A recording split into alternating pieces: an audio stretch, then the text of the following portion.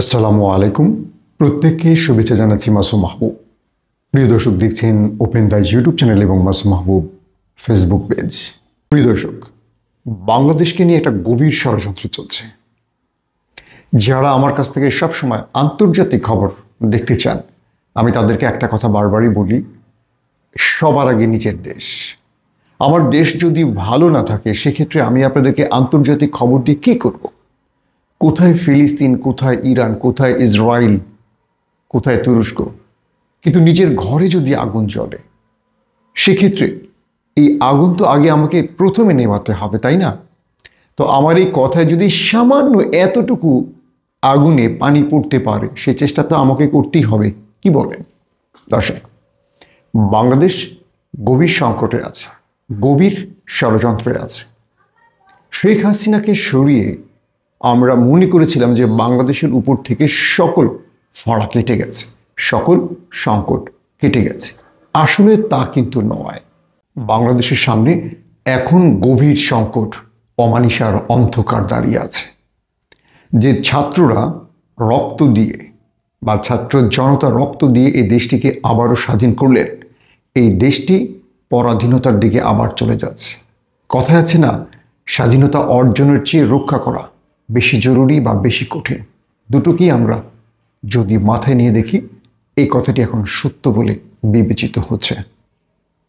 যখন ছাত্র জনতা রক্ত দিয়ে দেশটাকে স্বাধীন করল, একজন নিরপেক্ষ ব্যক্তিকে রাষ্ট্রীয় ক্ষমতা তুলে দিল, তখন ষড়যন্ত্রকারীরা সেই নিরপেক্ষ ব্যক্তিটার চারপাশে ছায়ার মতো বসে গেছে। এটা হলো প্রথম ষড়যন্ত্র। অর্থাৎ ওপারের দেশটি, যারা আমাদের দেশকে ৭১ থেকে আমাদের দেশটিকে নিয়ে ষড়যন্ত্র করছে, তারা এখনো ছায়ার মতো লেগে আছে। এখন প্রশ্ন করবেন যে ডক্টর মোহাম্মদ ইউনূসের চারপাশে তো আপনি ওপারের কাউকে দেখছেন না, এরা তো সব আমাদের দেশের লোক, তাই না? তখন আপনাকে বুঝতে হবে ওপারের ছায়া আমাদের দেশের লোকের উপর পড়েছে। অর্থাৎ পৃথিবীর প্রতিটি দেশে ষড়যন্ত্র বাস্তবায়নের জন্য সবসময় ষড়যন্ত্রকারীরা নিজেদের লোককেই ব্যবহার করে বা নিজেদের দেশের লোককে ব্যবহার করে। বিষয়টা এরকম না। কখনো কখনো আমাদের লোকের উপর জিন বা ভূতের মতো তারা ভর করে। আমাদের যে কজন উপদেষ্টা দায়িত্ব পেয়েছেন, ২০-২৪ জনের মতো যারা দায়িত্ব পেয়েছেন, এরা প্রকৃত অর্থে কজন আমাদের আন্দোলন বা বিপ্লবের স্পিরিট থেকে এসছে? প্রথম প্রশ্ন। দ্বিতীয়, যারা ডক্টর মোহাম্মদ ইউনূসের আশপাশে বসেছেন, এরা কার প্রেসক্রিপশনে বসেছেন, অর্থাৎ কার পরামর্শে? তৃতীয়, যারা বসছেন তারা কি এই বিপ্লব বা হাসিনাকে সরানোর যে আন্দোলন, সেই আন্দোলনে আমরা যে স্বপ্ন দেখে আন্দোলনটি করেছি, সেই স্বপ্ন বাস্তবায়নের পথে হাঁটছে কিনা? ৪ নাম্বার, এরা কি শেষ পর্যন্ত ভারতের শ্যাডো সরকারের রূপ নিচ্ছে? ৫ নাম্বার, আমাদের আন্দোলন কি বেহাত হয়ে যাচ্ছে, ব্ল্যাকমেল হয়ে যাচ্ছে? এই কয়টার উত্তর খুঁজি, চলুন আজকের ভিডিওতে। প্রথমেই বলি ওপারের দেশটির কথা। প্রথম আলো বলি, ডেইলি স্টার বলি, জনকণ্ঠ বলি, এরকম অনেক গণমাধ্যম বাংলাদেশে প্রতিষ্ঠিত হয়েছে তাদের অর্থায়নে। বাংলাদেশে এরকম বহু ব্যক্তি রয়েছেন, কেবল তাদের প্রেসক্রিপশনে চলেন, তাদের অনুগত হয়ে চলেন এবং তাদের কথাগুলো আমাদের দেশে বলেন। ধরেন একটা ছোট্ট উদাহরণ দেই। এই দেশে ৯০% মুসলমানের দেশ। আমি গতকালকে একটা ভিডিও দেখলাম। আমাদের একজন নির্যাতিত শায়েখ বা আলেম মামুনুল হককে একজন সাংবাদিক তার অনলাইন চ্যানেলে ইন্টারভিউ নিচ্ছেন যে আপনারা ক্ষমতায় বসলে কি হিন্দুদেরকে বা বিধর্মীদেরকে বা অন্য ধর্মের লোকদেরকে জিজিয়া কর দিতে হবে? প্রশ্নটা কে করলেন? একজন মুসলিম সাংবাদিক। ভারতে কখনো এইরকম প্রশ্ন করতে শুনেছেন? কোনো হিন্দু সাংবাদিক কোনো হিন্দু গেস্টকে প্রশ্ন করছেন যে আপনারা এটা করবেন? ভারতে বসে আছে কে? কট্টর হিন্দুত্ববাদী রাজনৈতিক দল বিজেপি। পুরো দেশটার মধ্যে যারা একটু নিউট্রাল বা একটু ধর্মনিরপেক্ষ কংগ্রেস, তাদেরকে কোণঠাসা করে ফেলা হয়েছে। পুরো ভারত জুড়ে এখন বিজেপি, আরএসএস। কিন্তু ভারতের মধ্যে কি এই প্রশ্নগুলো কখনো আসেনি? কিন্তু যখনই বাংলাদেশে ইসলামী দলগুলো একটু দাঁড়াতে চেষ্টা করে, তখন আমাদের দেশে মুসলিম নামধারী সাংবাদিকরা এই প্রশ্নগুলো তুলে দেন যে আপনারা ক্ষমতায় আসলে হিন্দুদের কি হবে, তারা কি জিজিয়া কর দেবে, তারা কি কালী পূজা বা তারা কি সরস্বতী বা তাদের যে পূজা এই পূজা করতে পারবে। আচ্ছা, একটা প্রশ্ন করি, খালিদ মহিউদ্দিন তার নামটি চেয়েছিলাম বলবো না, তারপর বলে দিই, আপনি একজন মুসলিম তাই না? আপনি যদি কোরআন এবং হাদিস পড়েন কি দেখবেন সেখানে পৃথিবীতে একমাত্র ধর্ম মুসলমান বা ইসলাম ধর্ম যারা অন্য ধর্মকে সবচেয়ে বেশি সম্মান করে। পৃথিবীর যেই দেশগুলোতে 57টি মুসলিম দেশের মধ্যে যারা মোটামুটি মুসলিম বা মুসলমান বা এই 57টা দেশের কথাই বলি, একটা দেশেও কি শোনেন সংখ্যালঘুর উপর নির্যাতনের ঘটনা? বাংলাদেশে যেগুলো শোনেন এগুলো তো আসলে তৈরি করা, রাজনৈতিক হিংসা থেকে তৈরি করা। কিন্তু ভারতে কি মুসলমানরা ভালো আছে? ইসরায়েলের আশপাশের যে দেশগুলো মুসলিম তারা কি ভালো আছে? আপনি একটু মেলান না, ফ্রান্সে কতটুকু ভালো আছে? যে দেশগুলোতে কট্টর অন্য ধর্মের লোকেরা, সেকুলাররা না, তারা বসে আছে, সেখানে কি মুসলমানরা ভালো আছে? ভালো নেই। কিন্তু মুসলমানদের 57টা দেশে অন্য ধর্মের লোক কি খারাপ আছে? তাহলে খালিদ মহিউদ্দিনের মতো একজন লোক যিনি মাওলানা মামুনুল হককে প্রশ্ন করেন জিজিয়া কর দিতে হবে কিনা, তার মানে এই যে লোকগুলো বসে আছে এই লোকগুলোর নামে মুসলমান, কিন্তু এরা আমাদের লোক না, এদেরকে বড় অর্থ দিয়ে কেউ কিনে ফেলেছে, এবং যারা কিনে ফেলে তারা এই প্রশ্নগুলো তৈরি করে দেয় মানুষের মধ্যে সন্দেহ, সংশয়, বিভাজন তৈরির জন্য। আমি একটা ছোট্ট উদাহরণ দিলাম, আমি জানি না খালিদ মহিউদ্দিন তাদের অংশ কিনা, কিন্তু তার অ্যাক্টিভিটিস, তার প্রশ্ন আমাকে সেটাই সন্দেহ করতে বাধ্য করে। আমাদের ধরেন মুনতাসির মামুন, শাহরিয়ার কবির, মোজাম্মেল বাবু, শ্যামল দত্ত তো হিন্দু, তাকে বাদ দিয়ে দিলাম, এরকম বহু সাংবাদিক, বুদ্ধিজীবী রয়েছে। কখনো শুনেছেন কোনো আলেমের উপর নির্যাতন হলে এরা রাজপথে নেমেছে? নামেনি। কিন্তু কখন নেমেছে? যখন অন্য ধর্মের উপর বা কোনো প্রগতিশীলের উপর আক্রমণ হয়েছে। তার মানে এদেরকে বড় অর্থে বাংলাদেশে বসানো হয়েছে যে এরা বাংলাদেশে সবসময় ওপারের প্রেসক্রিপশন বাস্তবায়ন করবে, তাদের আদর্শ লালন করবে, এবং এই দেশে ইসলামী শক্তির যেন উত্থান না হয় এটাকে দমাবে বা আটকে রাখবে। তো আজকে যখন দেখা গেল ছাত্র বিপ্লবের পর একটা নতুন সরকার ক্ষমতায় এসছে এবং সেখানে ইসলামী দলগুলোর একটু উত্থান নজরে পড়ছে, দেখবেন সব দলগুলো এক হয়ে গেছে। এখন আওয়ামী লীগের চরম শত্রু দলটিও আওয়ামী লীগের নিষেধাজ্ঞা চায় না, শাহাবুদ্দিন চুপুর অপসারণ চায় না, সংবিধান পরিবর্তন চায় না, অথচ যে দলটি চাইতো না সেই দলটি এতদিন আওয়ামী লীগের সবচেয়ে বড় শত্রু ভাবত, কিন্তু তারা এখন বন্ধু হয়ে গেছে। কেন? ইসলাম বা ইসলামিক দলগুলোর একটু উত্থান নজরে পড়ছে। থামাও আগে ইসলাম। এতদিন পরে আমাদের নজরে পড়ল কি ওই শত্রু আর শত্রু আসলে গোপনে ভাই, বন্ধু, তাদের সবার সামনে কমন শত্রু হলো ইসলাম। মামুনুল হককে খালিদ মহিউদ্দিনের এই প্রশ্নটি করার আগে ভাবা উচিত ছিল জিজিয়া কর কি। আপনি সাংবাদিক, আপনি সবাইকে দাওয়াত করে পাল্টা কাউন্টার দিয়ে তাদের থামিয়ে দিয়ে নিজেকে সেলিব্রিটি করতে পেরেছেন। আমিও একজন সাংবাদিক, আপনাকে প্রশ্ন করি, জিজিয়া কর সম্পর্কে না জেনে আপনি প্রশ্ন করেন, কেমন মুসলমান সাংবাদিক আপনি? জাকাত যেটা মুসলমানরা দেবে এটা বাধ্য করা না, এটা সম্পদের উৎসের উপর, কার কতটুকু সম্পদ আছে তার উপর ডিপেন্ড করে জাকাত দিতে হয়। সবাইকে জাকাত দিতেও হয় না, জাকাত যাদের জন্য বৈধ তারাই দেবে, অর্থাৎ যাদের জাকাতের অর্থ আছে, দেওয়ার জন্য যে পরিমাণ অর্থের প্রয়োজন। জিজিয়া করটা হলো ভিন্ন ধর্মের, তাদেরও সবাইকে দিতে হয় না।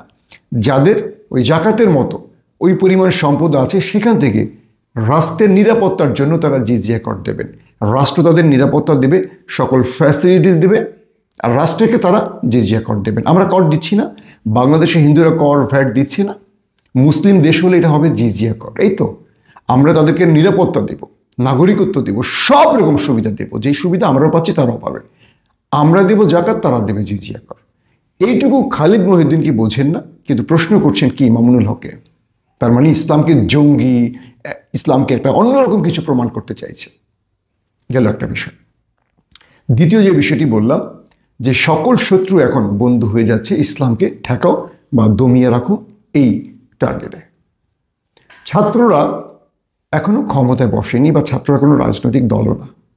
তারা রক্ত দিয়ে লড়াই করে একটা স্বাধীনতা দিয়েছে, 24-এর স্বাধীনতা, 71-এর পর ফ্যাসিস্ট মুক্ত হওয়ার চেষ্টা।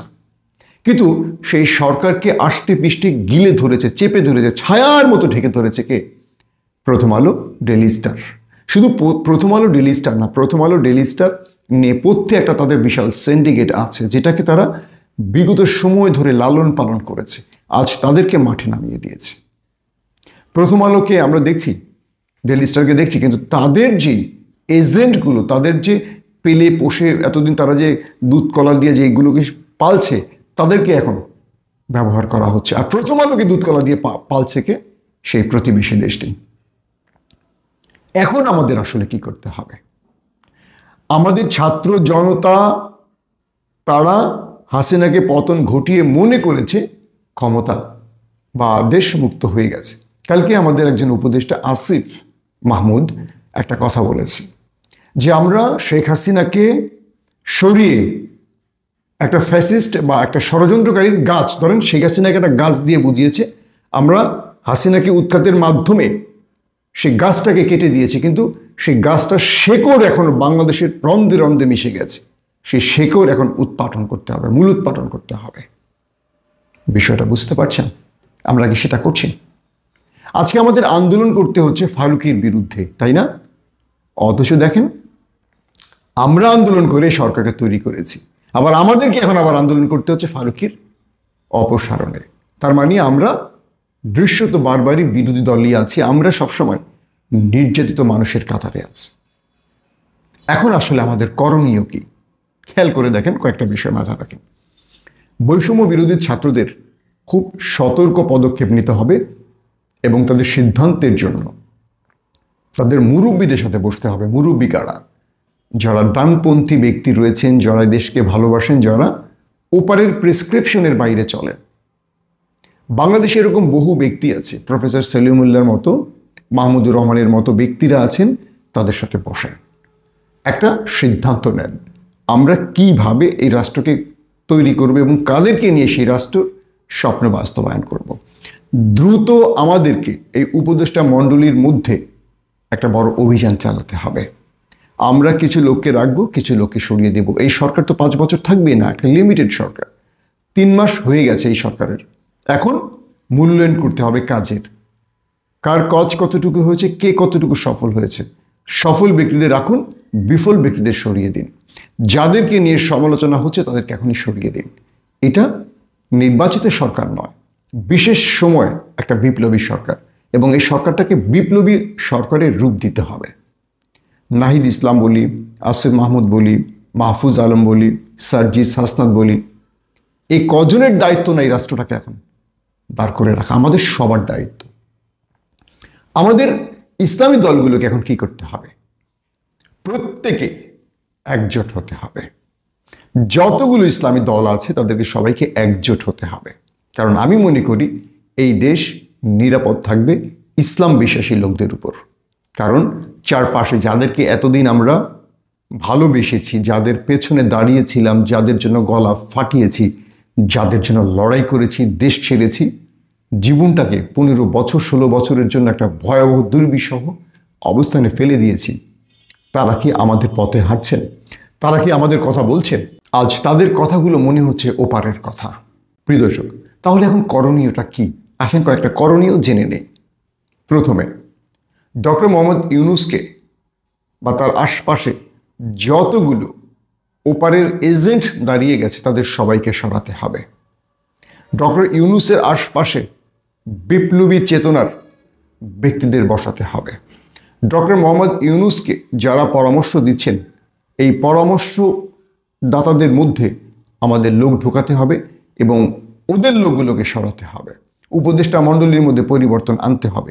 রাষ্ট্রকে যারা অ্যাক্টিভ রাখেন সেই সব সচিবালয় সচিবদের মধ্যে পরিবর্তন আনতে হবে। অর্থাৎ ওরা যেসব লোকদের বসিয়েছে দ্রুত সময় তাদের সরাতে হবে। পুলিশের মধ্যে যদি প্রয়োজন হয় পরিবর্তন আনতে হবে। আইন শৃঙ্খলা বাহিনীকে আরও বেশি অ্যাক্টিভ রাখতে হবে। পাশাপাশি আমাদের দেশ নিয়ে, আমাদের চট্টগ্রাম কেড়ে নেওয়ার যে ষড়যন্ত্র, এরকম বহু রকম ষড়যন্ত্র আসবে, সেগুলো মোকাবেলায় প্রস্তুত থাকতে হবে। এবং মনে রাখতে হবে একটার পর একটা ষড়যন্ত্র আসবে। কখনো হিন্দু মানে সংখ্যালঘু কার্ড আসবে, আবার ছাত্রলীগের যারা নুন ফেস মানে ছাত্রলীগের অপরিচিত মুখগুলোকে সামনে আনা হবে, হিন্দুদেরকে ছাত্রলীগ বানানো হবে, ছাত্রলীগকে হিন্দু বানানো হবে, গার্মেন্টসের মধ্যে একটা উত্তেজনা সৃষ্টি করা হবে, পুলিশের মধ্যে নতুন করে উত্তেজনা সৃষ্টি করা হয়তো হতে পারে, সামরিক বাহিনীর মধ্যে উত্তেজনা সৃষ্টি করা হতে পারে। অর্থাৎ রাষ্ট্রের প্রত্যেকটি সেক্টরে এখন আওয়ামী প্রেতাত্মারা নতুন নতুন ইস্যুতে মাথাচাড়া দিতে পারে। এদেরকে শক্তভাবে দমন করতে হলে একেবারে নিজেদের লোকগুলোকে গুরুত্বপূর্ণ পদে বসাতে হবে। হারুন বিপ্লব বেনজিরের মতো লোকদেরকে বসাতে হবে, মানে তাদের মতো যারা হাসিনার প্রতি তারা দায়বদ্ধ ছিল, হাসিনার জন্য তারা সব কিছু করেছে, আর এখন বসাতে হবে যারা রাষ্ট্রের জন্য সব কিছু করতে পারে, কোনো দলের জন্য না। যারা এই রাষ্ট্রের জন্য জীবন বাজি রাখতে পারবে তাদেরকে এখন বসাতে হবে সে গুরুত্বপূর্ণ পদে। এখন ধরেন আমাদের ছাত্রদেরকে মনে হচ্ছে তারা কোণঠাসা হয়ে গেছে। প্রথমেই যে কাজটি করতে হবে, প্রথম আলো, ডেইলি স্টার বা এই গ্রুপের যতগুলো লোক নিয়োগ পেয়েছে সবগুলোকে ছাঁটাই করতে হবে, একটাও আমাদের না, সবগুলো ওপারের।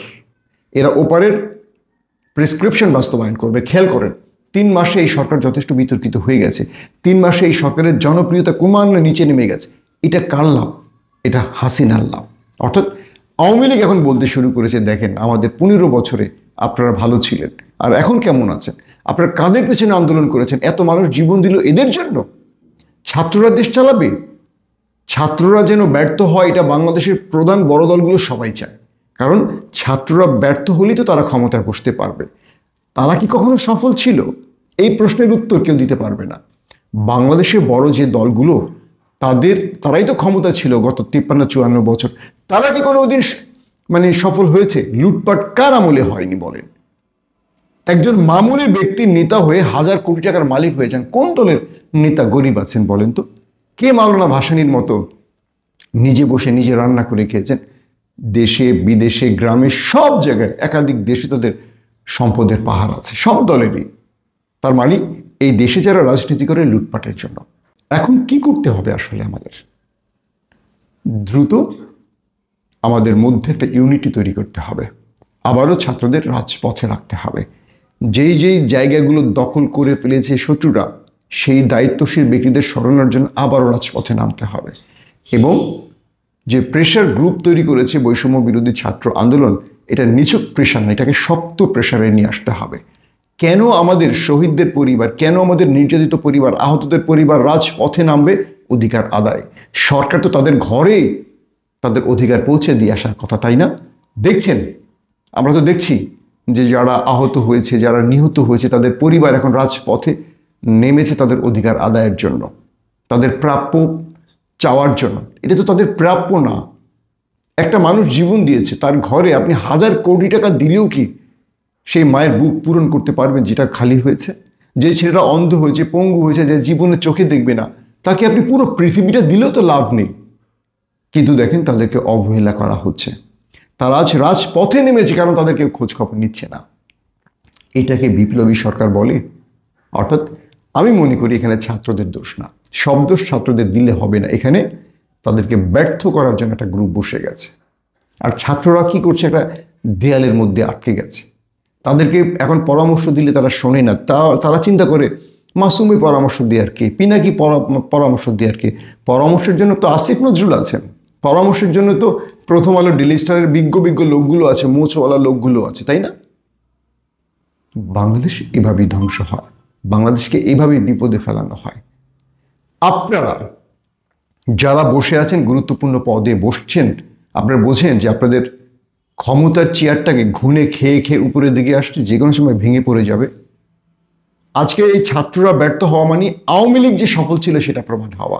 বিএনপির কোনো লাভ নেই, জামাতের কোনো লাভ নেই, লাভটা হলো আওয়ামী লীগের। এই ছাত্ররা ব্যর্থ হওয়া মানে আবারও আওয়ামী লীগের জন্য মসনদটা সহজ করে দেওয়া। আওয়ামী লীগকে সেখানে আবারও ভারত বসানোর জন্য এই প্রস্তুতি নিচ্ছে। বিএনপি ভাবছে ভারত তাদেরকে ক্ষমতা দেবে, ইম্পসিবল। ভারত হয়তোবা এক টার্মের জন্য তাদেরকে ব্যবহার করতে পারে, যেহেতু আওয়ামী লীগ কোণঠাসা, কিন্তু ভারত কখনোই বিএনপির বন্ধু নয়। কিন্তু বিএনপি বোঝে না, বিএনপি তার জীবন যৌবন সবই ভারতকে দিয়ে শুধু ভারতকে ম্যানেজের ধান্দায় আছে। এই 15টা বছর বিএনপির সাথে কি করেনি ভারত? তারপরে এখন যদি বিএনপি মনে করে যে আমরা ভারতকে খুশি করিয়ে ক্ষমতায় বসে যাব, তাহলে মনে রাখবেন মানুষ আপনাদেরকে ঠিক এর মতো মানে আওয়ামী লীগের মতো এই দেশ ছাড়া করবে। সিদ্ধান্ত নেন এবং মানে বিএনপিকে সিদ্ধান্ত নিতে হবে আপনারা কোন পথে হাঁটবেন।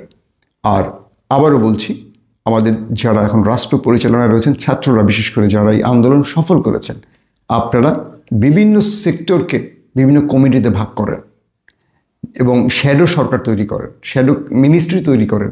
কার কি কাজ প্রতি মুহূর্তের আপডেট খোঁজ নেন, কে কি করছে না করছে। শুধু নিজের দপ্তরের দায়িত্ব নিয়ে বসে থাকলে হবে না। 3 মাস পরে বা 1 বছর পর আপনাকে বিদায় নিতে হবে। আপনার সফলতা ব্যর্থতা শুধু একটা মিনিস্ট্রি দিয়ে হিসেব করা হবে না, পুরো রাষ্ট্রের পুরো সরকারকে দিয়ে হিসেব করা হবে। সো সময় থাকতে এখনই এই রাষ্ট্রকে বর্গীর হানা থেকে রক্ষা করুন, শত্রুর হানা থেকে রক্ষা করুন, প্রথম আলো ডেইলি স্টারের হাত থেকে রক্ষা করুন। নতুবা এই রাষ্ট্র আবারও চলে যাবে সেই ফ্যাসিস্টদের হাতে, বা আমাদের প্রধান যে শত্রু ওপার, সেই ওপারের গ্রিপে ইতিমধ্যে চলে গেছে 70%। এই 30% এখনও আমাদের হাতে আছে। এই 30%টাকেই মানে এই 30% দিয়ে আবারও আমাদেরকে 70% দখলে নিতে হবে। মোট 100% দখলে নিয়ে এই রাষ্ট্রকে সঠিক পথে পরিচালিত করতে হবে। প্রত্যেকে ভালো থাকবেন। আল্লাহ হাফেজ।